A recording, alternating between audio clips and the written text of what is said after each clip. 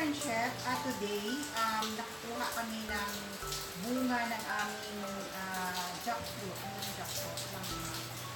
Jackfruit or langka. Meron kami, hindi ko kasi maipakita yung puno ng jackfruit namin kasi umulan dito sa labas. So ito nakakuha kami ng tatlong ganito. Yung isa medyo malaki pa dito. Yung isa, binigay namin sa kapitbahay, tapos yung isa binigay din sa kabilang kapitbahay, tapos ito yung sa amin. So, ang gagawin namin dito ngayon is himayin namin to at gagawin minatamis na langka. Okay? So, come to the focus. Pakita mo yung ating malaki yung ating langka. Mga ano siya, ganyan. So, medyo may kalakihan siya ka-friendship. Okay, so let's do the rock and roll. Maghiwa na tayo. Hello everyone, this is Toto Mira. Sana samahan ninyo ako sa bawat pagluluto ko sa aking munting kusina.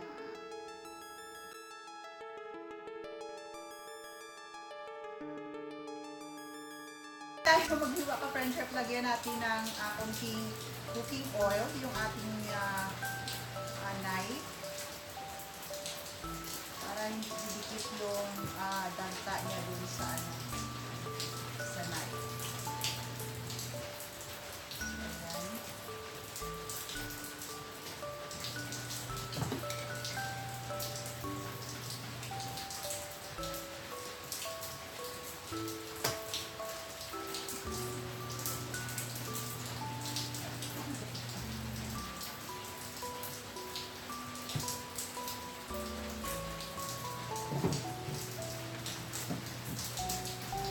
Buhay ko po friendship kasi di ako marunong gumawa ko.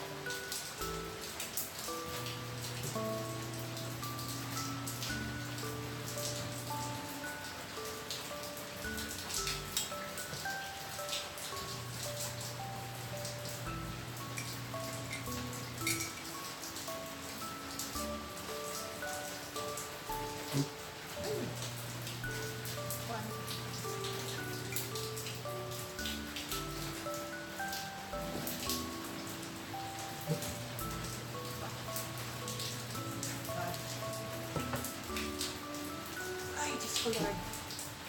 Siguro mga ano siya mga friendship, 15 kilos. Minesyo.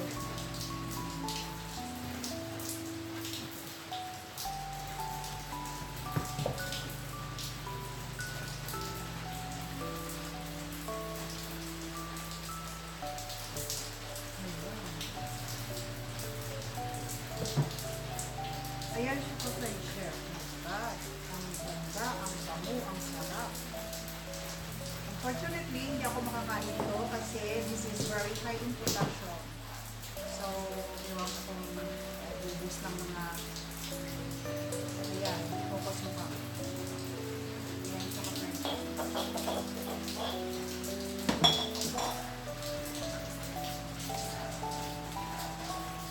So, ayan. So, let's do the himay. Friendship, ito na po lahat yung nahimay na jackfruit. So, what we are going to do next is gagawin natin itong jackfruit jam. Friendship, what we are going to do next is maghiwa tayo ng maliliit. This will add texture to our jam.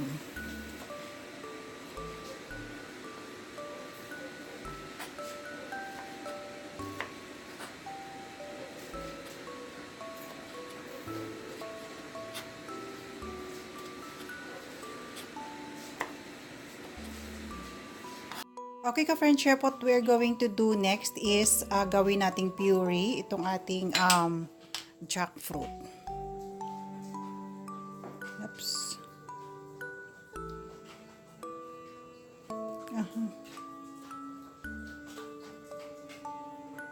Kaladagdag.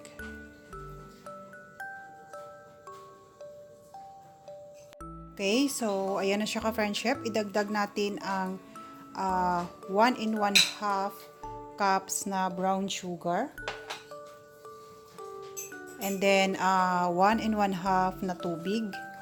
1 1/2 cups na tubig. Ayan. And then mag-squeeze tayo ng 3 calamansi.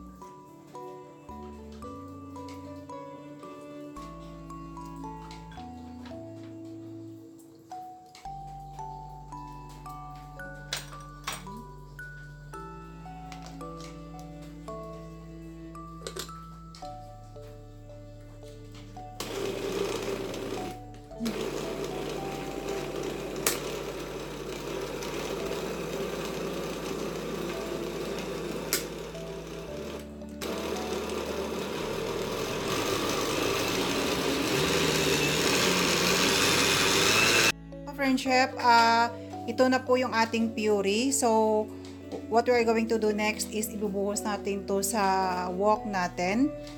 And gagawa ulit tayo ng siguro dalawang batches ng paggawa ng puree kasi medyo madami pa yung ating jackfruit.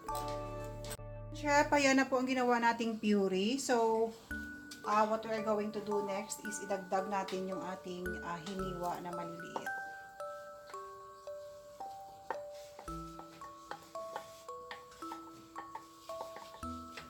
So, pakuluan lang natin siya ng pakuluan ka-friendship hanggang maging sticky yung ating puree.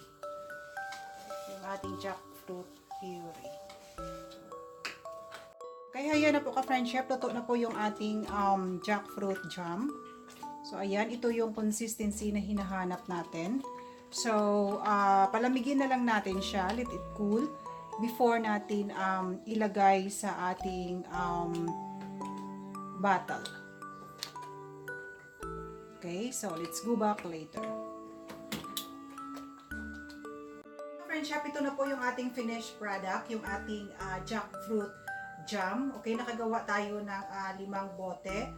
So, tatakpan na lang natin siya. And then, ilagay sa ref. This will last more or less 6 months as long as na naka-chill lang siya ka-friendship. Okay? So, sana nagustuhan ninyo ang ginawa natin sa araw na ito. Kindly hit that like and share button, and to those who are new to my channel, please do hit that subscribe button and kindly include the notification bell. Okay? Thank you very much for watching. See you on my next video. God bless us all. Bye-bye!